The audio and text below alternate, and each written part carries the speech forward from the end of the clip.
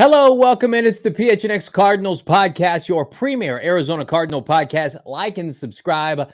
Leave us a 5-star wherever you get your programming. It's OG's Flavoring Fridays, our favorite cannabis-infused gummy, keeping us right on a football Friday. I'm Johnny Venerable. He's Bo Brack. Damon Dog, producer extraordinaire behind the mic, producing this fine program. And it's Fan Mock Friday. Bo, we got a ton of stuff to talk about. Yeah, we got some great mocks from everybody out there. Excited to see everybody in the chat. Jessica, Chase, Richard, Dee holding the line. No, Dee actually, I believe, a trade back. Wow. Him and he likes Deuce. alt. Yeah, he's a big alt. See Tommy, what's going on? Darren, Harmony, just MHJ, exclamation point in the chat. Step in. How's everybody doing? All our diehards out there, excited. We've got some tickets to give away to the draft party. It's Flavoring Friday. It's tough to beat. We've got some news from our guy Albert Breer, and it all pertains to the Arizona Cardinals and their beloved 4th overall pick. Yeah, I mean, it's the biggest topic of discussion, I think, in the NFL landscape. I saw right before the show went live today, Bo. Adam Schefter was just on, and I'm not trying to diminish the podcast, was just on some fan podcast, it looked like, for the Washington Commanders. And he said, yeah, you start ordering your Jayden Daniel jerseys now. Like, basically coming out and saying Jayden Daniel is going to be a Washington Commander. Cliff Kingsbury gets yet another mobile quarterback to work with following Pat Mahomes and Kyler Murray. So now it just becomes the intrigue with New England. Which quarterback are they going to take? Are they still open to potentially trading down? I have my sincerest doubts. Drake Maye, though, according to Albert Breer, and this was in Albert Breer's article on SI, I encourage everybody to check it out. He was asked this specifically as it relates to the Arizona Cardinals and what they plan to do and how Drake Maye in particular, Bo, can impact it. He goes, I think that this is a critical spot. That is a critical spot, meaning pick 4 in this year's draft. If I had to draw it up right now, less than 2 weeks away, I'd say Williams to Chicago, Daniels to Washington, Drake Maye to either New England or the Vikings. So I think we all would assume Maye would be the preferred target for the Vikings if he was there. And then the Cardinals moving the 4th pick for a team coming to get McCarthy or sticking and picking Harrison. So there's a lot to unpack there. Here's the second part of the quote. So what are the chances Arizona moves the pick? It sounds like Giamatti Ossenford wants a ransom for it. Maybe the price comes down. I don't think so. Or maybe he really values someone such as Harrison in that spot, making it harder for him to move off it. I think the latter is true, but I'm going to tell you right now, like, they're not moving off of their price point. You're not trading just to trade, but I think there's too much action as it relates to these quarterbacks. He's going to get an offer that's substantial, and then it's really up just to Ossenford what he wants to do. The way we finished our show last night, there's a bidding war, right? You've got a desperate team in the Denver Broncos that's, toying with the idea, actually entertaining the idea to part ways with an all-pro cornerback. They're that desperate, along with 2 firsts, a pick swap this year from 12 to 4, and then a 2025 first-round pick. 2 firsts in an all-pro proven commodity.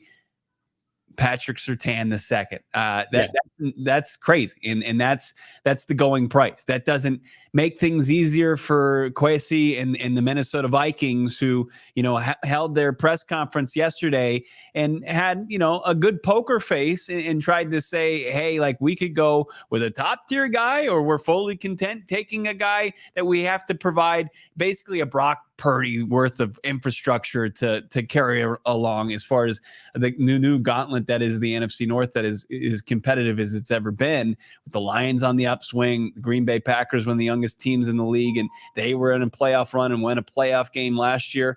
So, the price isn't going to go down, and that should give Arizona Cardinals fans confidence that, look, this is not like when we talk about Monti Ossenfort being motivated to make a deal, he's going to make the right deal. He's not going to make a deal just to make a deal. He's going to weigh it versus the prospect and Marvin Harrison Jr., the prospects he's going to miss out on, the draft capital that he's going to have coming to the desert in return for this. It's not just going to be, hey, we need to get out of 4. I'm just not feeling any of the prospects here or that they're going to match what I could get in any trade down. No, a ransom. Like, he's looking to beat the chart. He's looking to beat his trade from last year. He's looking to probably beat, trades of the past. and set his mark and continue to show the league that he is as savvy as they come as far as negotiators go, and that he's going to make sure his team comes out with its immediate future and long-term future in a good place. Doesn't it feel like, though, like based on what we've heard, Kevin O'Connell and what the Shanahan tree has envisioned for their quarterback room and the type of player they prefer at that position, it does feel like Drake Maye and JJ McCarthy fit that to a T. Now, McCarthy, I think, is a lesser prospect, although he could go ahead of Drake Maye because he advanced further this year, was on a better team, whatever you want to say about it.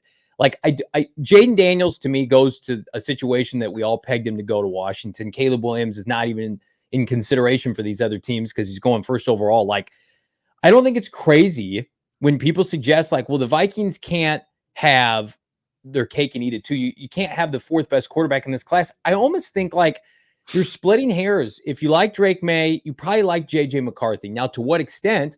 Maybe he's 85% of the prospect Drake Maye, but maybe you don't get the erratic play, the 50% completion percentage. So I think that we're probably at a point right now where the Minnesota Vikings feel confident in either prospect. Like, I genuinely believe that. Like, do they have Maye over McCarthy? I think so. Yeah. But I don't think there's some huge drop-off. Yeah. But what they want in a Kyle Shanahan-esque type of quarterback, somebody that's going to be in a run-dominant offense, somebody that's going to deliver the ball, short, intermediate passing game, somebody that's not going to be asked to do a lot, don't make mistakes, don't turn the ball over. I mean, like, Kirk Cousins and JJ McCarthy, I think, have a lot of similar skill sets. Drake Maye is probably a little bit better athlete. So this is not, they're in the sandbox that they deserve to be in. They traded up for an extra first, and they're targeting pick 4 to get, I know he puts Drake Maye in there. I think McCarthy is right in that wheelhouse as well for them. Yeah, he's close, right? And he wasn't asked to do nearly as much as Drake Maye and elevate a basketball school. And right. North Carolina's been decent. Like they'll win, anywhere from 7 to 8 to 9 games a year. Like they get decent recruits and a decent pipeline, and they're one of the better schools in the ACC. Never really truly in the conversation for a college football playoff.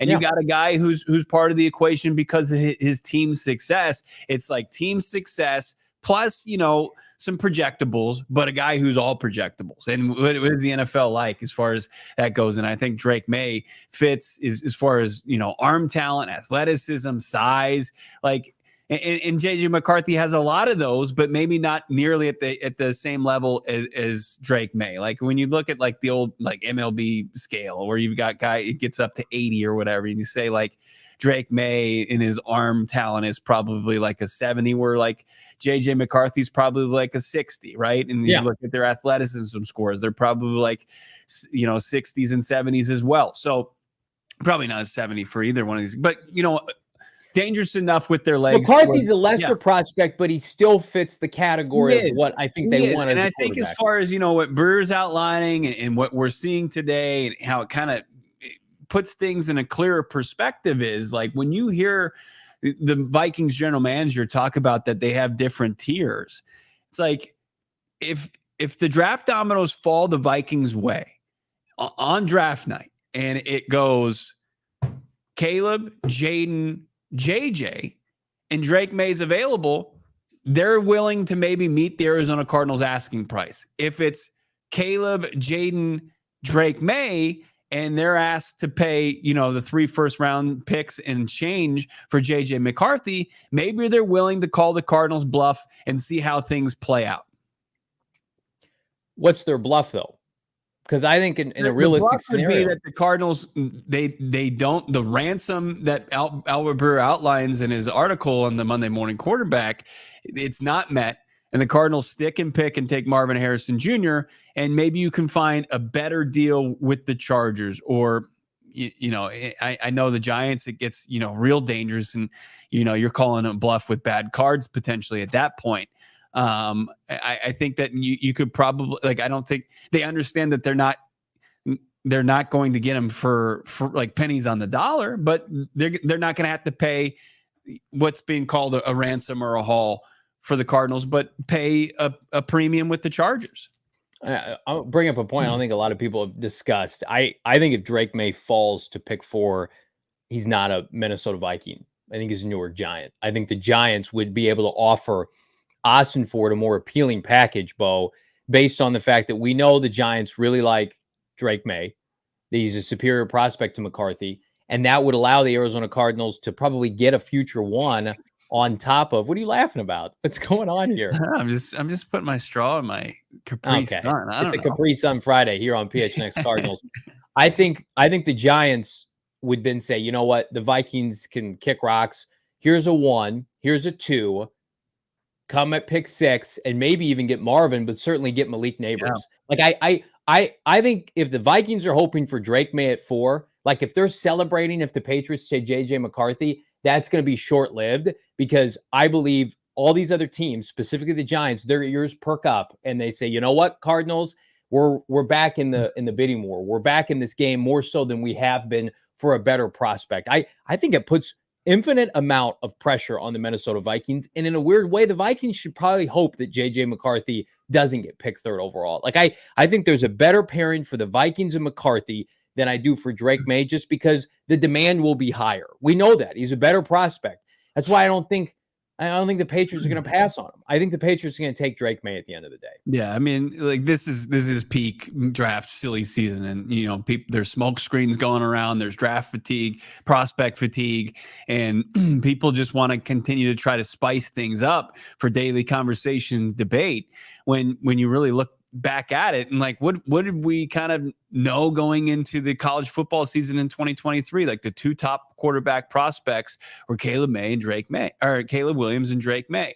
Yeah. And then you had Jayden Daniels emerge, and then you have JJ McCarthy, who was on a team that went 15-0, went to the national championship, and along the way he made some nice plays, but at the same time leaned a lot on a really good running game and a really good defense. Yeah. Jalen Blair in the chat saying, I don't believe the Giants are going to give up a 2025 first to move up 2 spots. It's never been done. Would be a massive overpay for your franchise quarterback, though. And we've also never had a draft where 4 quarterbacks went 1, 2, 3, 4.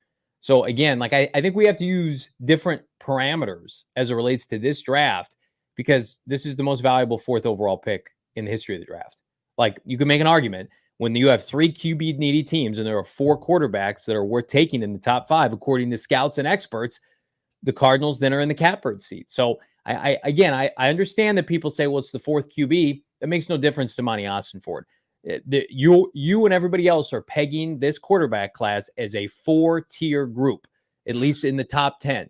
So if you don't need one and you're picking 4, guess what? You're going to have to overpay for that or risk missing out on not getting them. Like, listen, at the end of the day, if you're the New York Giants, you're probably thinking it's an anomaly you picked where you're picking. Like they were in the postseason last year. They won a playoff game. I think a lot of day ball. I know their roster is not very good, but if you're thinking to yourself, well, these other teams are offering the Cardinals 3 1s and they're willing to just swap 4 and 6 with us, and we just have to give up 1 future one. I think that's a pretty good deal. You're comparing it to the Vikings and their 2 1s this year and a future 1 next year.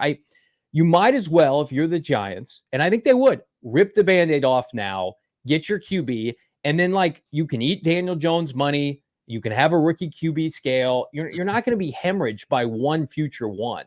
I don't think it's an overpay at all. Yeah. I mean, that future first and all the work they have to do on that roster and the comments coming from their GM, like the quarterback it'd have to be right.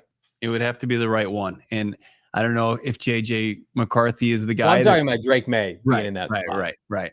And also what's interesting from Breer's article, and it also made the rounds, is like if quarterbacks go 1, 2, 3, 4, he's not sold that the Chargers would move if they can't find the right deal, that they're going to stick and pick and take Marvin Harrison Jr., but they would stick and pick and take Joe Alt, the best tackle in this class. There's Marvin Harrison Jr. at the 6th pick, which is unbelievable. I don't know if I should feel bad for a guy that's going to get selected 6th overall in the draft, but I mean, he's clearly the best non-quarterback in this draft. He's probably the best prospect in this draft, and he's lasting till 6th overall.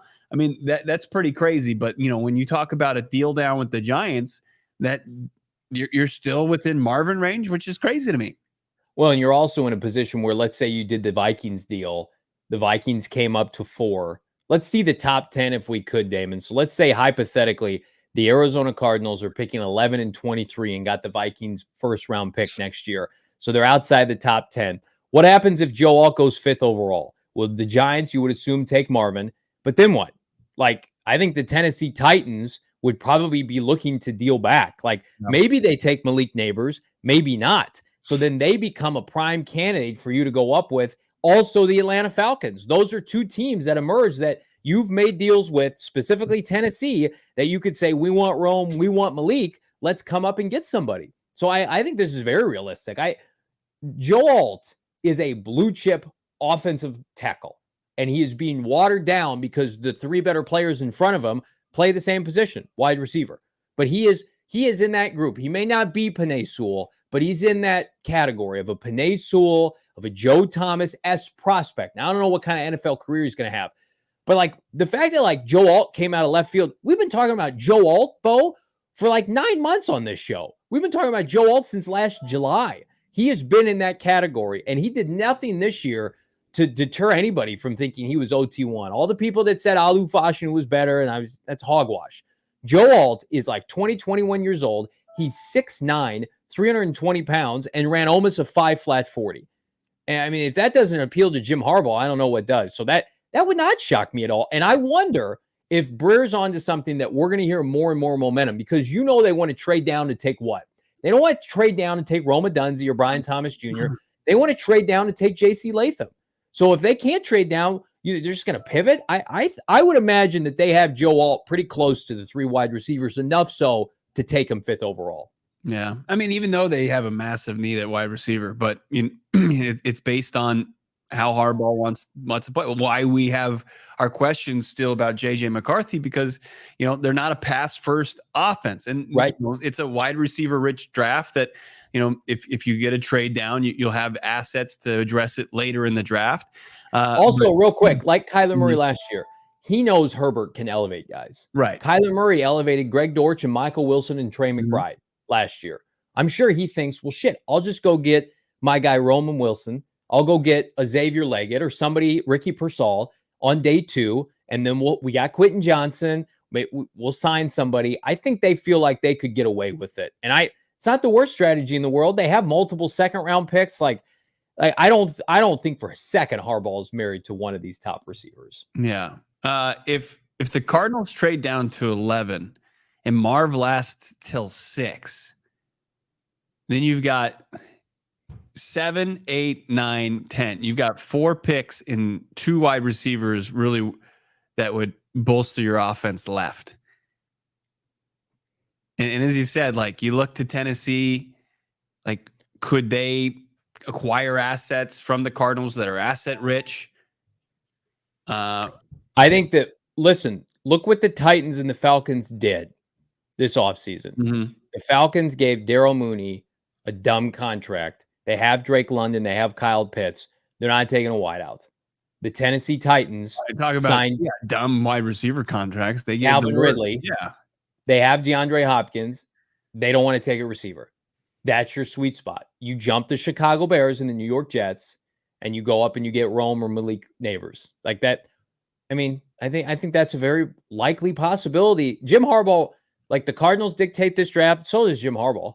Because if Jim Harbaugh wants to throw a grenade and say, I'm going to take an offensive lineman, then because what do the Tennessee Titans want to do? I just made a video for PHNX Sports. Like, Tennessee Titans want Joe Alt, right? The Tennessee Titans want the tackle.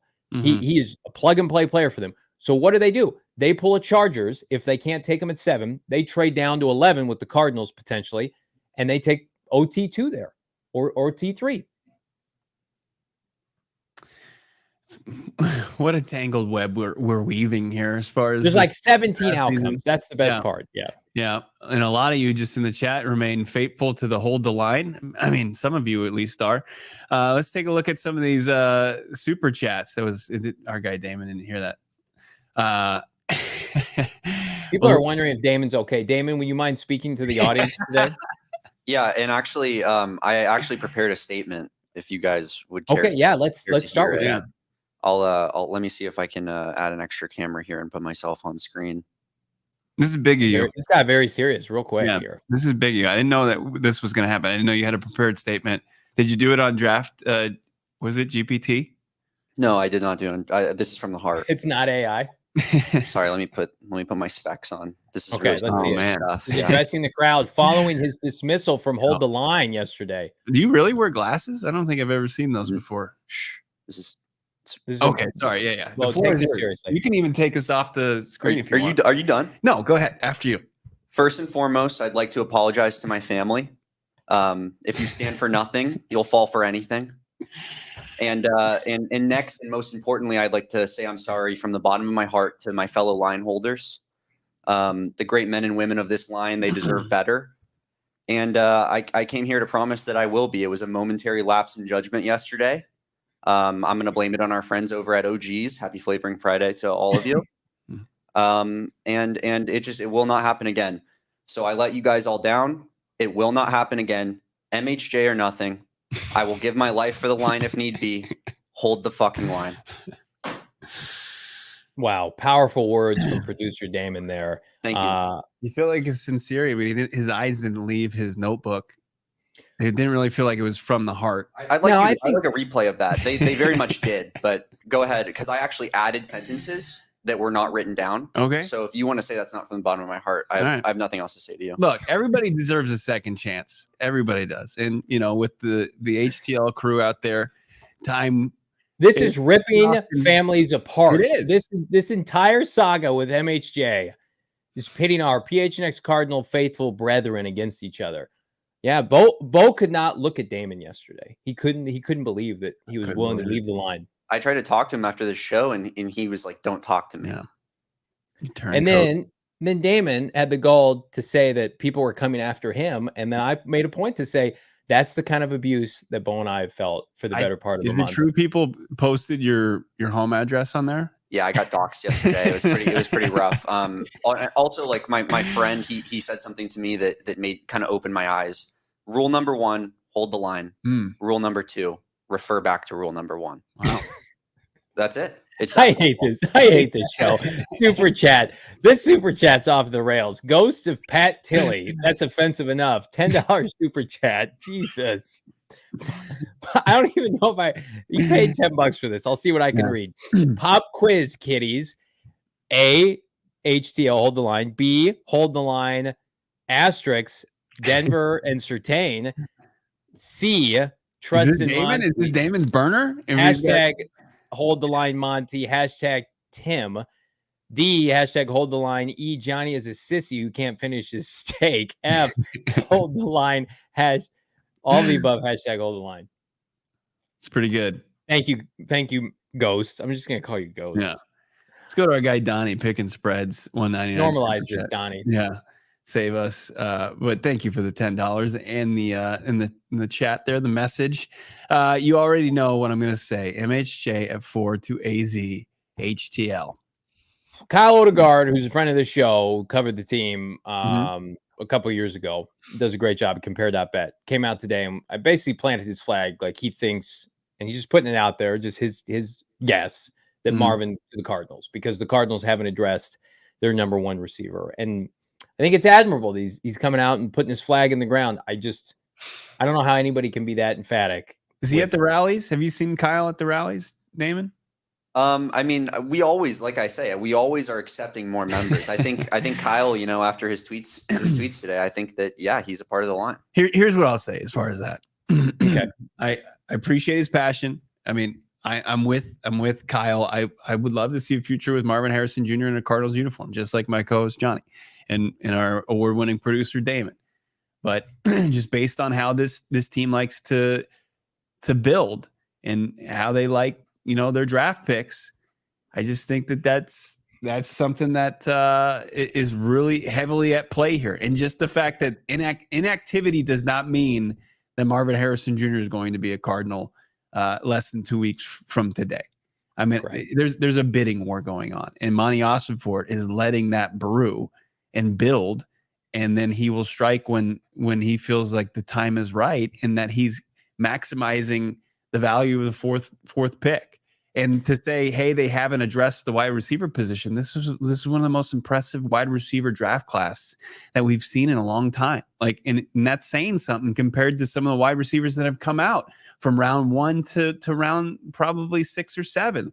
It, like, you can find and really improve your wide receiver room. There's paths to do that outside of Marvin Harrison Jr. I know people don't want to hear that. They don't want to think about life without Marvin Harrison Jr. But at this time last year, there were people in my mentions on Twitter. You'd see them all over the place.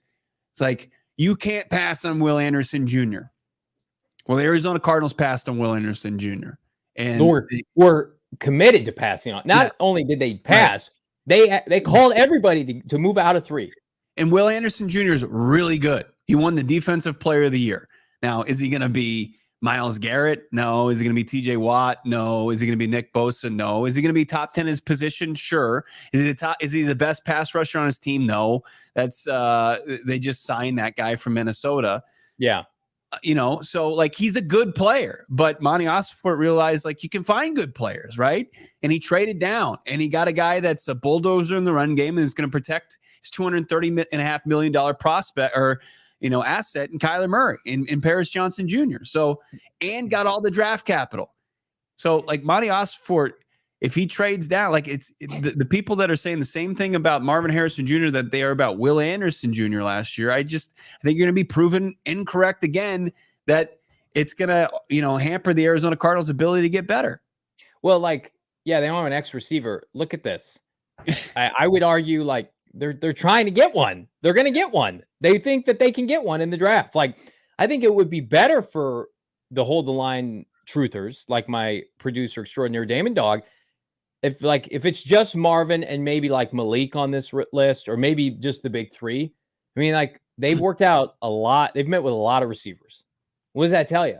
They got to keep their options open if they pass on MHJ. Like, that's how I look at that. Every other flipping workout is with a wideout. Like, and a lot of these guys, you're not taking them immediately after you take Marvin Harrison Jr. Like, maybe 1 or 2 of these guys, like maybe you take Brendan Rice or Jalen McMillan, but like the rest of these guys, you're taking them, opposite not taking Marvin Harrison Jr. You're going either Rome or Malik with their first pick, or you're taking a defensive lineman or an offensive lineman, and then you're going back and taking, a Xavier Worthy or somebody like that. So they're using premium visits, top 30 visits to meet with pass catchers. Yeah. Not one pass catcher, a bunch of them. What does that tell you? That tells you, like, hey, we don't know which package we're going to take yet, potentially, but we got to be ready for everything. And we got to vet a lot of these guys. So yeah, they know they've got a huge glaring need at outside receiver. They're casting a wide net right now. And again, it's not my preference. It's not our preference. Take Marvin at 4, pass on the picks. But again, like, if they take Marvin, if they trade the pick on the clock, like, everybody just needs to be prepared. They're in my opinion right now, you can call me an idiot. Like, I think their moves suggest they're going to trade down. Like, that's what I believe. I think they're going to take a package with future ones and another pick this year, and they just want to keep rolling this over.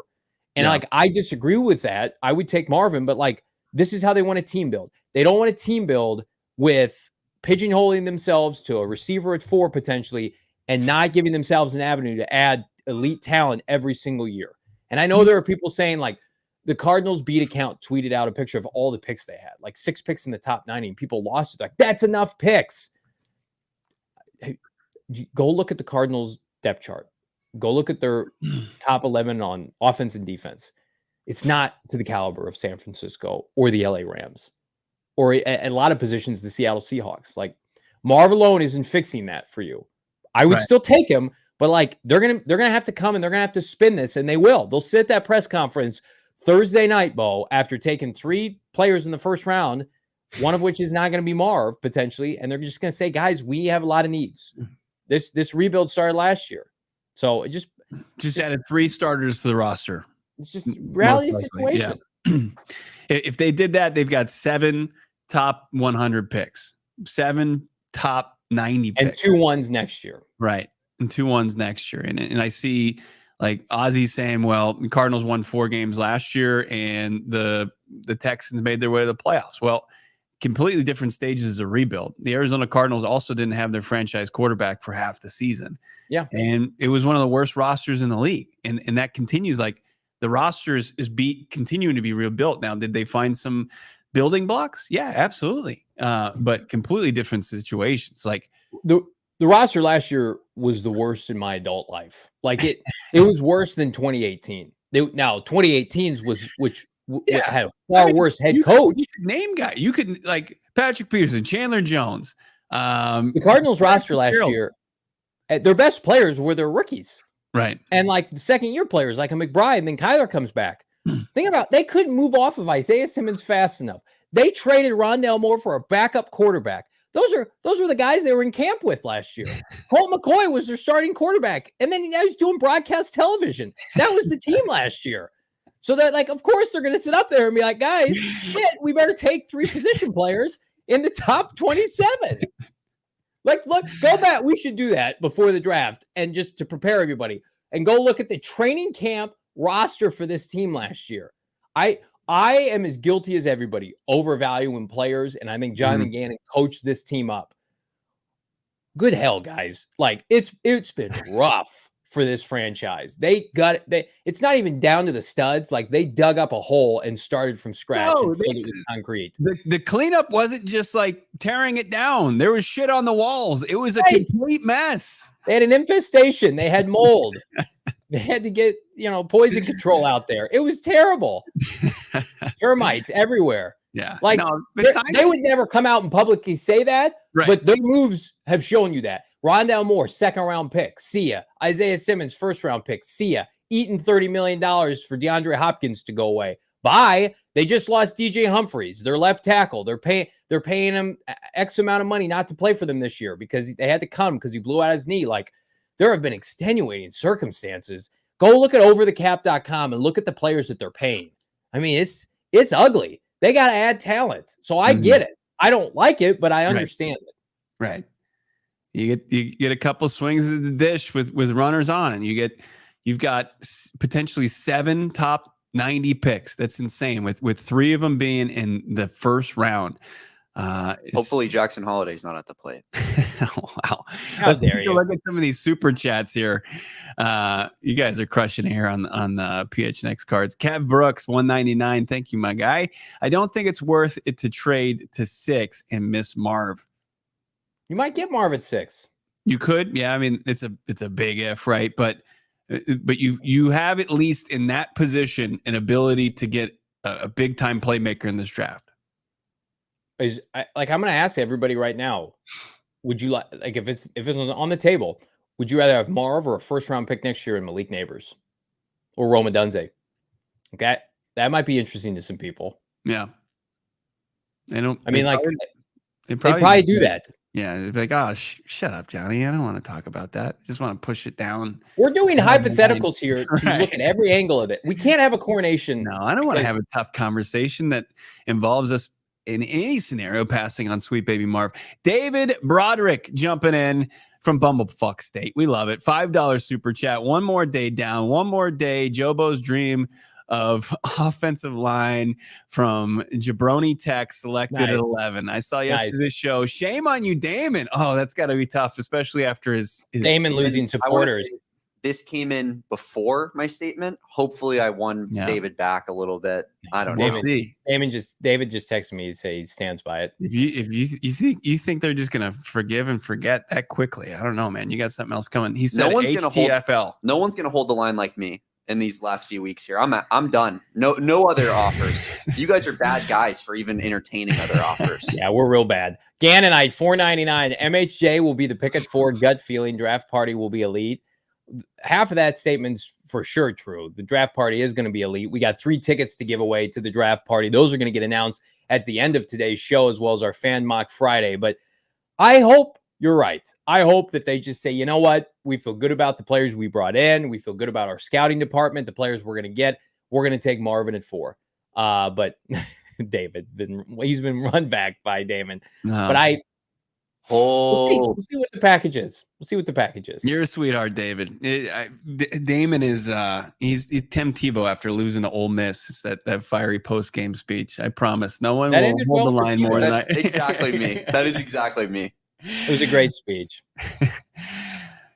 I think I saw maybe a little creeper, a little sneak out of his eye. I think there was legit tears there. no shame about it. There were tears. There's tears written on this piece of paper. You can see it. I mean, just watermarks all over. What do we got as far as more super chats? Coach Gusto, $1.99. Thank you so much, Coach. We appreciate you. If you got a question, go ahead and throw it in the chat. We'll make sure we read it. No F's given, $1.99. Why complicate our lives, you guys? Just draft MHJ. There's Marv. We're not complicating anything. I think we're having, I hate the term big boy conversations, but it's a big boy conversation. It's just like, I wish that there was a reality in which we could do this show every day and just talk about printing the jerseys up. But the minute Drake Maye entered the chat, or excuse me, JJ McCarthy entered the chat, that became null and void. And now there's speculation.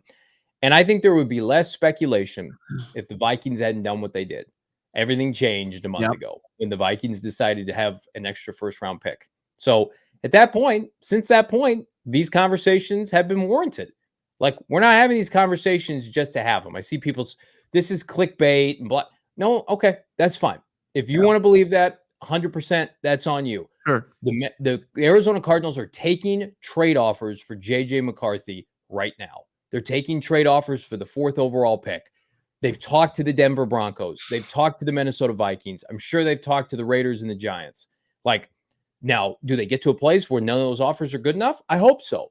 But like, sitting here talking about like Sean Payton saying that the Cardinals, Monti Ossenfort's the king of the castle at the owners meeting, but let's just ignore that and they're going to take a receiver. Like, come on, let's live in reality here, guys. Right. No, let's get into the weeds as far as who they could take in day 3. Let's just do that. We'll just continue to move the chain. People are saying we're being like assholes about it. I'm sorry if this is difficult to have a discussion. Like, there is a path to win without Marvin Harrison Jr. Like, that has to be made clear.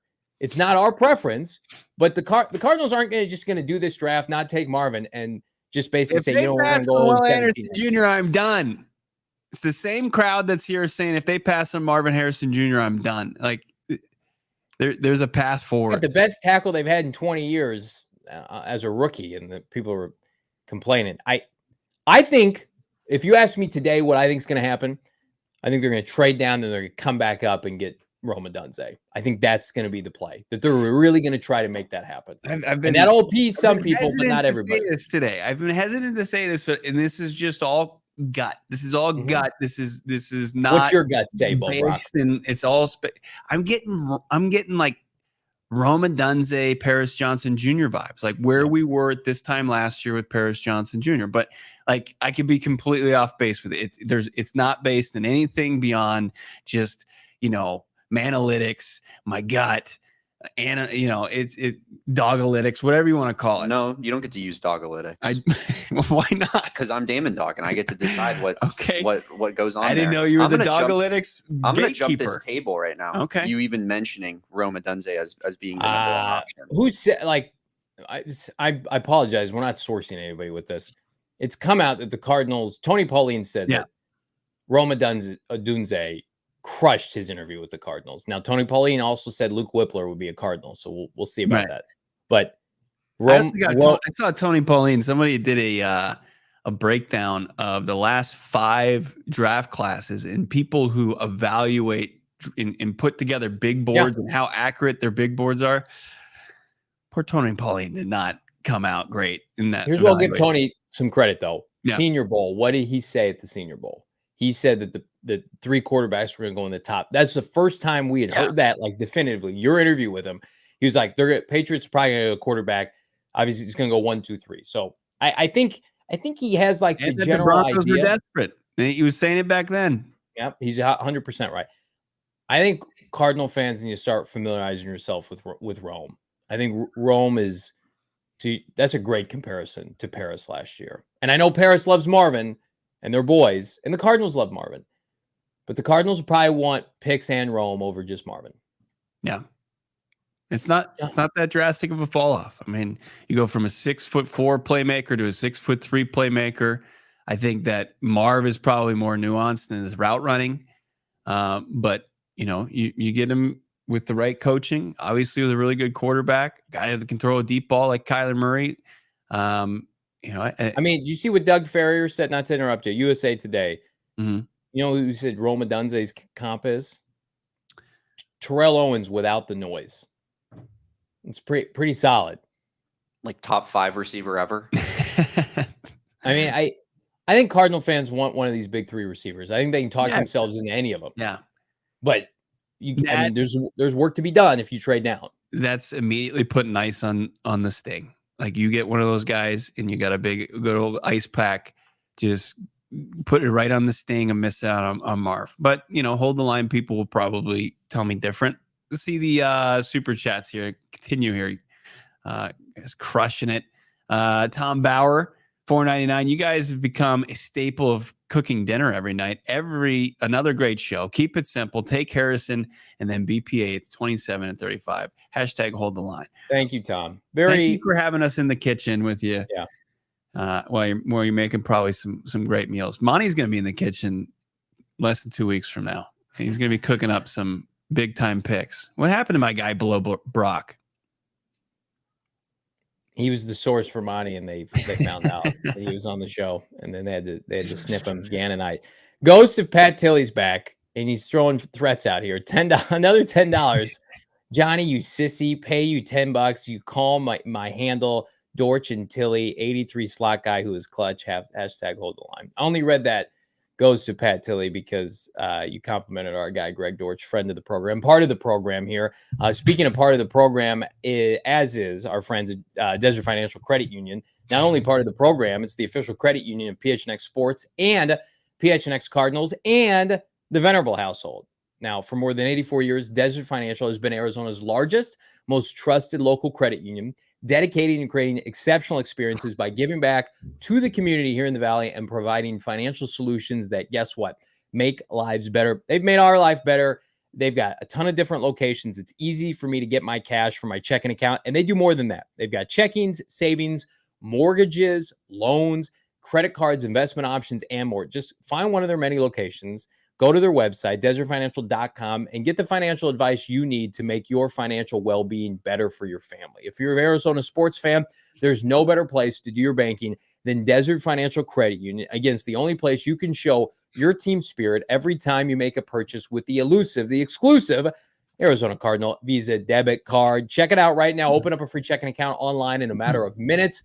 Debit cards in the mail just a couple days after the fact. Go to desertfinancial.com/CardinalsBow to get started. Not elusive at all. Desertfinancial.com/Cardinals, as you mentioned. It's kind of elusive sometimes to find unbelievably great tasting gummy that's cannabis infused, but you don't have to go very far. Just check out Arizona's favorite cannabis kitchen, OG's. Of course, it's a flavoring Friday, and we love our friends over at OG's Brands. Check them out, their full product line at ogsbrands.com. Have you ever had, even if it's not a cannabis gummy, a gummy where it's just squishy, it's not great? These are soft, they're bouncy, they're delicious, and they're cannabis infused, and they're fantastic. Figure out if you like the fruits, the creams, or if you like the Madness winner. How about the Sleep Time gummy, which is going to help put you to sleep and keep you asleep? Learn more about all their fantastic products right now. ogsbrands.com. That's OGEEZ brands.com. Follow them on your socials and find them in your local dispensary. They got all the THC and all the cannabis experiences that you're looking for under one brand, OG's Brands. Texting with our guy Benjamin Albright. He says he'd love to be able to come on the show ahead of the draft. We're hoping to get him on for his insight, being able to dish especially about what's going on with Denver and could they be major players for a potential trade up. So hoping to have Benjamin Albright on the show next week because it's crunch time. It's go time. Like, we're locked in. Your elite coverage of the 2024 NFL draft for the Arizona Cardinals starts and ends with PHNX Cardinals, Bo. But before we get to the draft, we got more to talk about, especially as it relates to the Minnesota Vikings. Mike Florio put together one of his cockamamie articles today, basically breaking down that the Atlanta Falcons could have to give up pick 8 for the rights for a tampering trade. What can you tell us about this? That Mike Florio is the NFL's Karen, right? He just likes to go out and ask for the manager. Yeah, per Mike Florio, Pro Football Talk suggests the Vikings could be waiting to see how the NFL disciplines the Falcons regarding Kirk Cousins tampering, and there could be a pick swap between the two teams. The NFL announced the Cardinals-Eagles verdict just before the first-round pick. We all remember that in 2023. Quote, the end result could and perhaps should be that the Vikings will have the 8th and 23rd picks, which makes their potential effort to trade up into the top 5 a little easier. Or maybe they'll just stay put at 8 and wait for the quarterback they like to fall to them. Close quote from known Cardinals hater. And if you're a Vikings fan, welcome to the club. He hates our team too. Mike Florio in his tinfoil hat. He is a Vikings fan. Is he really? Yeah. Yeah. Oh, so yeah, I'm sorry. He's getting after the Falcons here. I apologize. Are we really expecting the Atlanta Falcons to have to pick swap less than 2 weeks away from the NFL draft from 8 down to 11? That'd be a pretty significant hit to them. Oh, let me pose this question to you. If that were to transpire, hypothetically, hours before the draft, just like last year when we were lost for words at Four Peaks last year, by the way, go look up that footage. And they have 8 and 23. Are you taking that straight up for pick 4? No. You'd have to get 8, 23, and maybe a future 2. Yeah, you got to get a sweetener in there. But do you like that deal more than 11, 23, and a future 1? I think I do. You're guaranteeing yourself. Yeah. You're guaranteeing yourself a wideout there. Yeah. 8, 23, and they're I know they don't have a second next year. That complicates things, but I don't think it's realistic. I don't really think happens. They're not like the Cardinals. They announced it right before the draft began for the first round. A day 2 pick was going to be swapped and exchanged. Mm-hmm. And you're going to do that. Like, I don't care if it happens today. It's still less than 2 weeks away. Like, you're going to pick swap 11 for 8. You're going to take a pick outside the top 10 and turn it into a top 10 pick. And based on tampering with a quarterback or a player, whatever you want to say. Like, I don't know if you examine what position they play, but the Cardinals were what there was alleged they were tampering with a head coaching candidate. So I don't know why it would be way more, I guess, like as far as dip into the first round for the Falcons for their tampering. Yeah, it's not likely, but I saw that today. I'm like, yeah, probably not. But then I remember like that stuff with Cousins was clearly happening. I mean, like it does with everybody before free agency began. But didn't it also feel like the Vikings were kind of over Cousins at that point? Like they seemed committed to move on this offseason. Did they not? Right. I mean, you've got them, you've got, Philly, where there's evidence that they talked to Saquon face to face. I mean, NFL won't do anything to their darlings, though. Mm-hmm. That would be crazy. No, they wouldn't. They would never. If you're the Dolphins, though, we'll strip a first-round pick off you for tampering. They would that do was this pretty, to the that Cardinals. was pretty nuts. That actually makes me think that something could be done. But when did that go down? When did the news for the Dolphin that like went a down year later? Yeah. It was a while. I just think that It's egregious. this close to draft time, it's a bit late in the game for them to start punishing teams. I'm going to go over some of these odds for the top 10 in the draft because it hasn't changed as it relates to Marvin Harrison Jr. minus 175 to go 4th overall, JJ McCarthy plus 175. So nothing changed there. Drake Maye minus 110 to go number 3. JJ McCarthy's plus 250 to go number 3. The second best odds to go number 3 are Jayden Daniels. So I think Maye going second makes a lot of sense. Here's an interesting one. Pick number 5 has the most intrigue. Malik Nabers is the favorite at plus 220. Then Marvin at plus 275. Then JJ McCarthy plus 275. Joe Alt plus 475. Might be an interesting wager to make.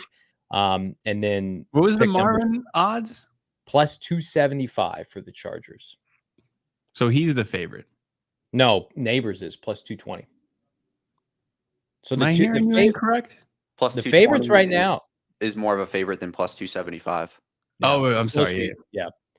So like McCarthy's best odds to go right now are 4th overall. It's like, say what you want. I know Marvin's odds are minus 175. The best odds for JJ McCarthy to go anywhere, it's not 3, it's not 5, it's not 10. It's plus 175 to go 4th overall. And this isn't to a specific team. This is just JJ McCarthy's draft positioning. He's plus 250 for 3, and he's plus 275 for 5. He's in the 175 for the 4th overall pick. Mm-hmm. And we're not supposed to talk about that on this show. We're supposed to hold the line every day. It's like, no, Vegas has no emotional attachment. They're as objective as you can be. They're cut and dry. Mm-hmm. Every day that passes, every week that passes, that number shrinks. I remember people were getting on plus 400, like even after the trade went down. You can get 4th overall pick at plus 400, plus 175. For those of you who don't know, you would have to bet. If you bet $100, you would win 175 in profit. Is basically how that would work. So if you bet $100, your payout would be 275. Mm-hmm. So, interesting. Yeah, I think that obviously there's smoke, and where there's smoke, there's fire. And when you look at the people making the odds in Vegas, they're weighing and making obviously educated guesses and throwing odds on them, right? And they sway quite a bit with new information, but at the same time, like basing on what's going to happen is based on odds is not a good way to make like correct guesses. You know what I mean? Like it's part of the equation. Like, and I think that when you look at McCarthy, especially since where it's come from, as you mentioned, plus 400 to now plus 175. Mm-hmm. Our friends at BetMGM actually have him at plus 350 to be the 4th overall pick for JJ McCarthy. Correct. Yeah, they've been 200. They've been very like BetMGM. We love him here. They're very specific. They are in the crowd of hold the line with the Cardinals. BetMGM is. I mean, plus 400. That's a tantalizing bet to be made right there. It's good value. Like I'll just say that's good value. He's plus 260 to the Patriots. At 3. What's Drake Maye? Drake Maye plus 750 at 4th overall pick might not be the worst bet in the world. What's Drake Maye? It doesn't really. See, the thing with that is it doesn't really give you a true direction where you bet Drake Maye. Like, what's Drake Maye to New England? Minus 110. Oh, he's minus. Okay. There's nearly 400 people here. Drop a like on this video. Let's get it going. Let's get it around the YouTube streets all weekend long. Leave that like. Look. There's some, especially when you start to look at the over-unders as far as where these guys are going to get selected. Like, what is Marvin Harrison Jr.'s? Is he 5.5? Like position-wise, like if he's, or is it 4.5? I think he's 5.5. I know that JJ McCarthy is on specific sports books minus 400, minus 330 to go top 5. Mm-hmm. So like, I think most people assume JJ McCarthy is going. I mean, Benjamin Albright is adamant he's going top 5. So I mean, and why does he say that? Well, he says that, and many other people speculate that when multiple teams want a player, and that player plays quarterback, and that team that's picking 4th or 5th doesn't need a quarterback. It's simple math. It's like the Vikings at 11, the Giants at 6, the Broncos, the Raiders. Those teams all need JJ McCarthy potentially, and the Cardinals and the Chargers are there for them. So I mean, he is going to be a top 5 pick. So you're going to have, if you're the Cardinals and you trade down, you're going to have 4 quarterbacks go in the top 5 potentially, or obviously 4 go in the top 4. So then from wherever you decide to trade down, that's when the draft really starts for you, and it's worth like. You got the 3 receivers. You got Joe Alt and Dallas Turner are probably the big 5 if you had to have it together. The big 5. The unfortunate problem for the Cardinals is there are 5 picks between 5 and 11. Right. So that's tricky. Right. And then I think you start to throw, if you wanted to come up with 3 guys that could potentially be right there at the cusp. Like I think if 3 receivers, you could go throw Rome in there. But unfortunately you've got 2 teams that probably could stand to pick him up, right? Between Chicago and the Jets. But then you have, Fuaga, who I think is a decent, but it's tough to sell a fan base on. And then you've got like Dallas Turner, who would probably be your best defensive player off the board. Didi in the chat, $1.99 super chat, hashtag best for business, hashtag trust Monty. Yeah. Are you going to get a full Monty today via our fan mock Friday? Thank you so much for that, Didi. We're going to go through the top mocks that you sent us, and we're going to give out 3 tickets to the Gila River Resorts and Casinos draft party, which is exactly 13 days away. But before we do that, I want to tell you about our friends at Arizona Lottery, who are right now introducing a unique new ticket and promotion called Arizona Adventure. There are just 3 ways to play and win big. Play Arizona Adventure Lottery tickets featuring 3 iconic landscapes, including our friends, our favorite, Camelback Mountain. Hike it all the time. Love it. Ticket prices up to $50,000. And you can also check in at geolocated adventures at 10 destinations across the state, including from Flagstaff to Bo's precious Yuma, Arizona. Visit azadventure.com for more details. Check in at destination coordinates on the website or enter tickets online for a chance to win $1 million in cash. Hell yeah. And Arizona travel prizes. Again, it's a call to action. This is for giving back from Arizona Lottery to support environmental conservation, which is so important. We're going to keep this state clean, happy, and healthy. It is about giving back via azadventure.com. Get that information about how you can win $1 million in cash and Arizona travel prizes. Johnny's a liar. There's no way he's ever hiked Camelback Mountain. What? Have you? Yes, of course I have. Come on. You're the octave your voice went up to.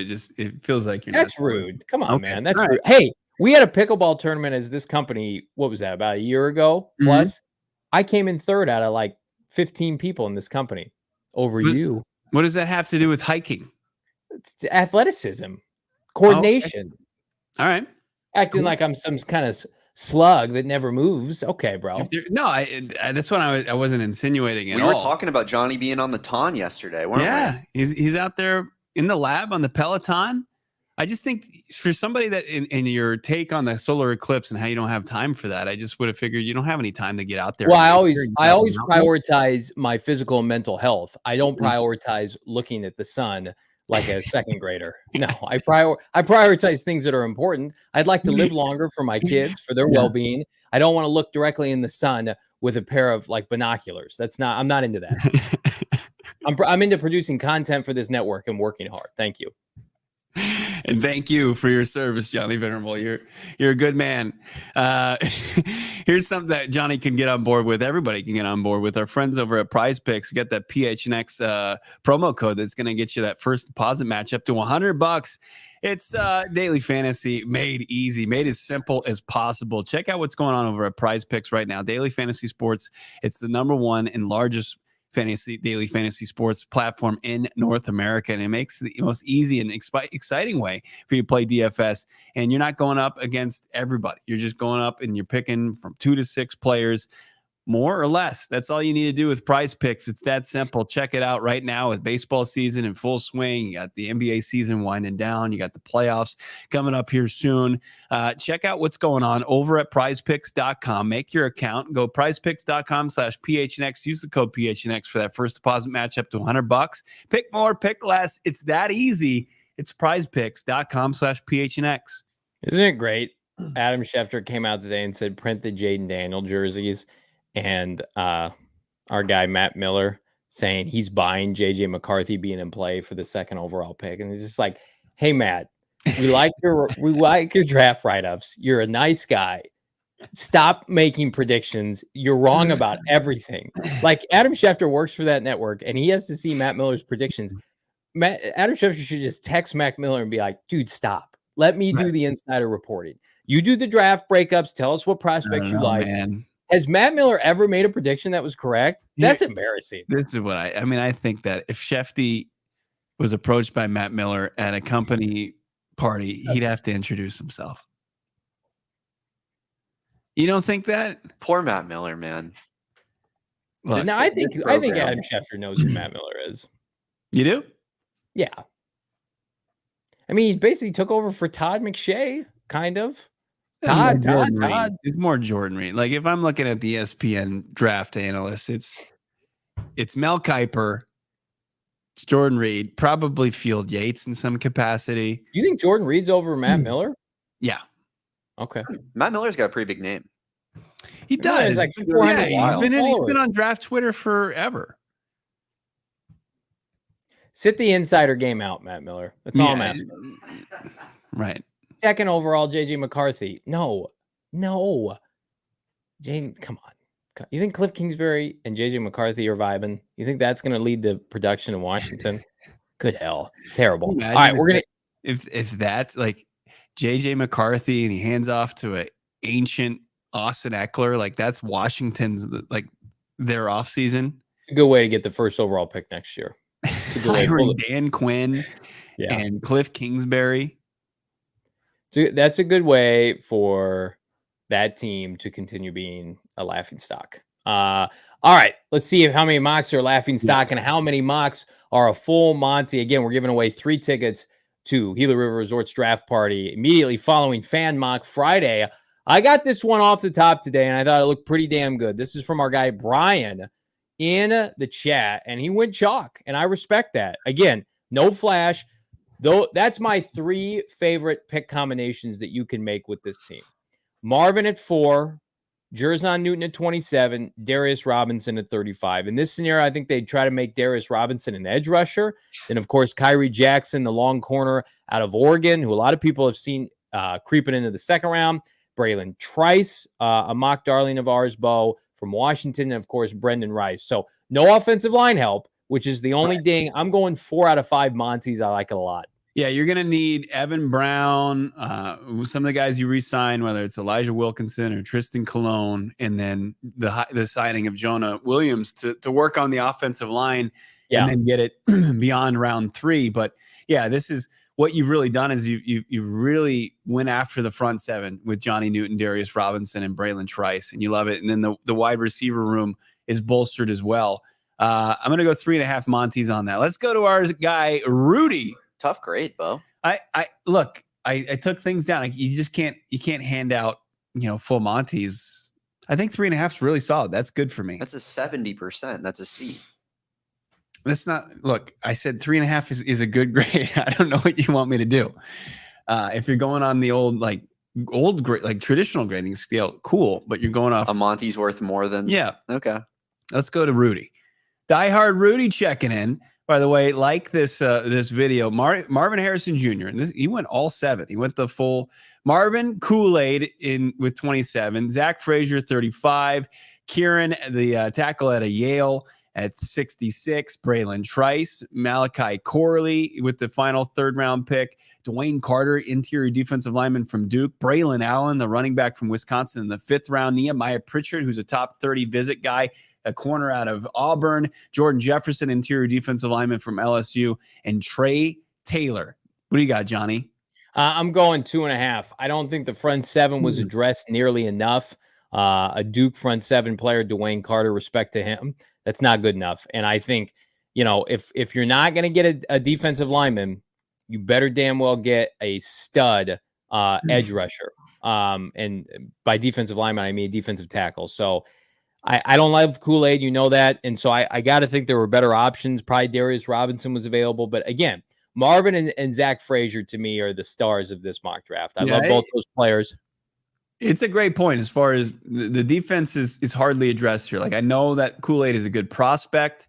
We'll see what his medicals are, but it's like your first 4 picks, you went offense, and then you take a cornerback that, is he going to be good to go and really contribute right out of gates? And then, Braylon Trice, and as you mentioned, down the draft board. So Rudy, Johnny giving him a 2.5 Monty there. Solo Pixie, one of our diehards, jumping in here with the PFN mock draft simulator, Johnny? This is tremendous work. So Bo's not gonna like it. I can tell you right now. I'm looking at it on the surface level. This is a 4.5 for me. Marvin at 4, love it. Then he's got a trade up. I'm not sure what he gave up, and he gets Fuaga at 16, coming up from 27. Elite. Keon Coleman at 35. I mean, you're speaking my language there. Elite slot receiver, long-term physicality. I mean, you talk about physical with Marvin, physical with Fuaga, physical with Coleman, and then Chris Jenkins at 66. Holy hell. Florida State, Michigan, Ohio State, big-time programs. Fuaga, ass kicker. Nealon, a good developmental prospect. DJ James at pick 90. So yeah, you took a couple flyers later, but the meat of this draft, 4 through 66, as long as you didn't give up too much, going from 27 to 16. And again, that's a lot. I like the players. It's a 4.5 for me. Wow, man. I kind of hate Keon Coleman. Yeah, I'll just say man. Me too. No, I think he's being undervalued. He's not good. Like very big Hakeem Butler vibes from Keon Coleman. Let's keep going here. Reezy baby jumping in went the full 7 here. Traded down with the Falcons. So there was 2 trades here, right? So he pulled off the trade with the Broncos. Yeah, so he receives the 8th overall pick, or actually, yeah, the Broncos pick was first. So he gets Patrick Surtain, the 12th pick, and a 2025 first and a 2025 third from the Broncos. Holy hell. And gives up 4 in a 2025 fifth. Then he trades back up with the Falcons and gets the 8th overall pick while giving up 71 and a round 4 pick in 2025, as well as the 12th pick, obviously, and then picks Rome with the 8th pick. He gets 2 Washington receivers in here. He gets Rome at 8. He gets Jalen Polk in the 3rd round. Have you ever seen Jalen Polk draft? Or I'm sorry, block? He looks great. Jackson Powers Johnson at 27. He's got Jerzon Newton at 17. You got Braylon Trice, who's a guy that's his name's around a lot. Who did he get? He got an edge there from the Jets. Bo Limmer out of Arkansas. Cam Thomas to the Jets. Actually. Cam Thomas, and that makes sense. He doesn't have a role with the Cardinals. Michael Barrett. I like that trade. Yeah, a linebacker from Michigan, a D lineman out of Auburn, Marcus Harris late in the draft, and then Isaiah Davis, a running back from the Jackrabbits. There, pretty good draft. I'll go 4. I mean, you're getting Rome, Patrick Surtain, Jerzon Newton, Jackson Powers Johnson. You didn't have to give up any future draft capital. I mean, it's a good draft. Yeah. Monti, like from a trade perspective, would just be like the GOAT GM. Yeah, he had like 10 Bang energy drinks, I think, before before draft night. If that were to go down, let's see our next one. Is it Jess? Easy peasy. Marvin Jerzon Newton. Again, for what you're giving me, if those are the 2 picks on draft night, it's a 5 out of 5. It's a full Monty. If those are the 2 picks, if we end Gila River Resorts and Casinos coverage, Bo, on Thursday night with Jerzon Newton and Marvin Harrison Jr., it's best case scenario, is it not? Yeah, and I knocked Jess the last time we did this. She did the 2 picks, and I like it simple like that. And she went wide receiver. I crushed her a little bit, but I'll praise her for this. Johnny Newton, Marvin Harrison Jr., as he said, slam dunk, A+, an A+. Fishbowl Flash, he's up next, or she. And again, are we sensing a theme here? Marvin at 4, Jerzon 27, Jackson Powers Johnson at 35. Then the interior offensive line's addressed with Christian Haynes. So you're going back-to-back interior. Braylon Trice and Renardo Green. I like it. Again, going chalk again. You get a front 7 defender in the 1st round. You don't get a developmental tackle. That's okay. You can't address every need. All these players are playing year 1. Most of them are going to be starting at some point. I'm going 4 out of 5 Monties, Bo. Yeah, it's pretty rock solid. Once you get past and out of the 2nd round, you've got some guys that are good, decent prospects like Haynes and Trice. What's their upside?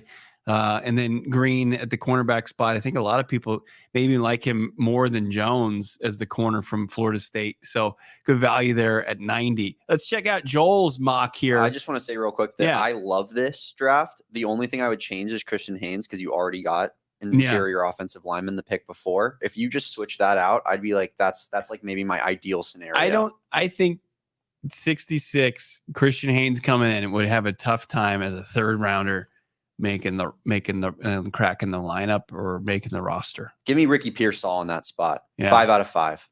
Joel jumping in with his mock. He's got the trade. Same one from earlier. Surtain. He gets a future first and swaps with this one for the 4th overall pick, and then comes back up with the Falcons and gets Marvin Harrison Jr. at 8th overall. That's unbelievable. Johnny Newton at 27, JPJ 35. Jermaine Burton, a wide receiver out of Alabama at 66. Austin Booker, the edge out of Kansas. And then Michael Hall Jr., a young interior defensive lineman. Yeah. Pretty solid from Joel here. If that's not a 5, MHJ, yeah, I mean, look. You get Surtain. Is it realistic? No. Yeah, no. But still, I mean, Joel can only make the picks that he was given as far as in the opportunities in the PFF mock draft simulator.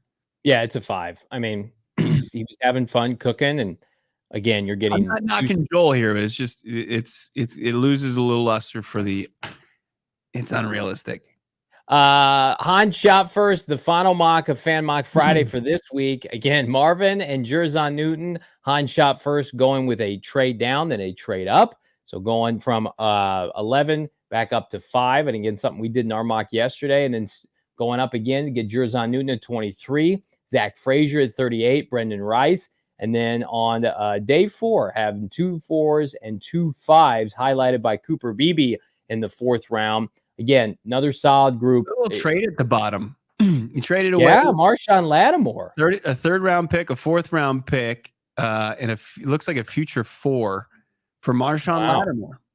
I don't hate that. Assuming he's still wants to play at a high level, and you can get him under contract with a number that you like. But I think that's another 4. I think a lot of these today are just 3.5, 4, 4.5. So really good group for the mock draft Fan Mock Friday. Again, we only got one more of those, and then it's the draft. Then we're going to be live in 2 weeks on the 2nd and 3rd round.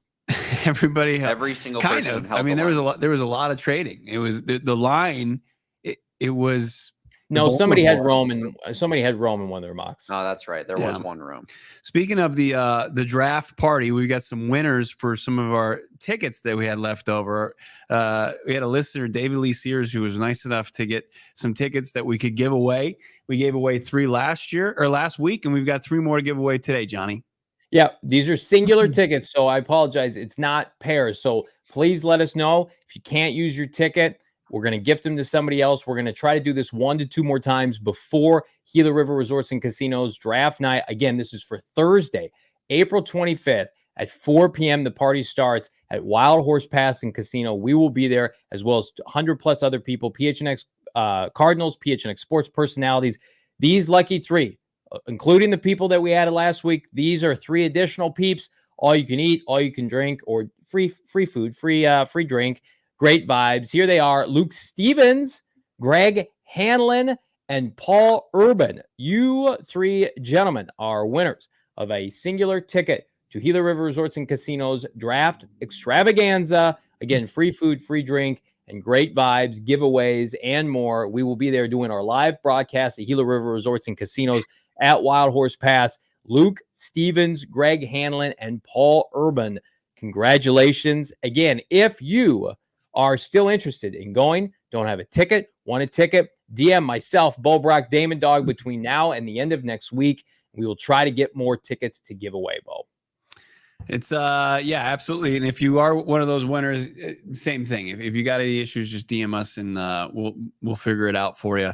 I see Ozzy saying, Damon, I need that speech going viral. It deserves it. It was a generational speech. We'll clip it. We're going to put it on Twitter. Yeah. Good for you. Good job, Damon.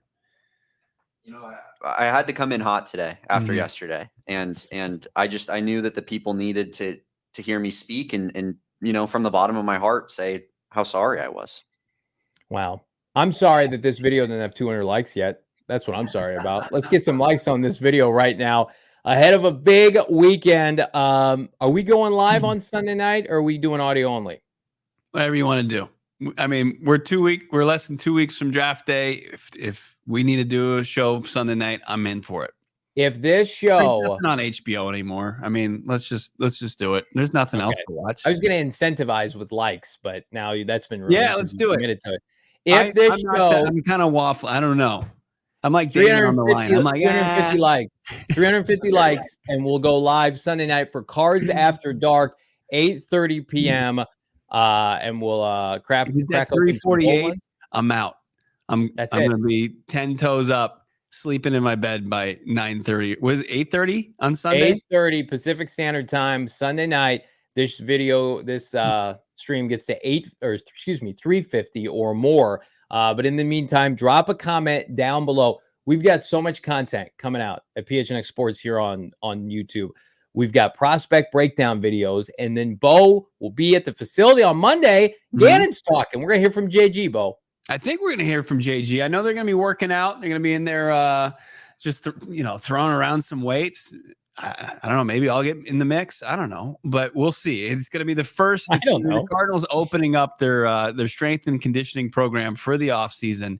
It's the first of many, but it's going down Monday. We'll have sights and sounds from that.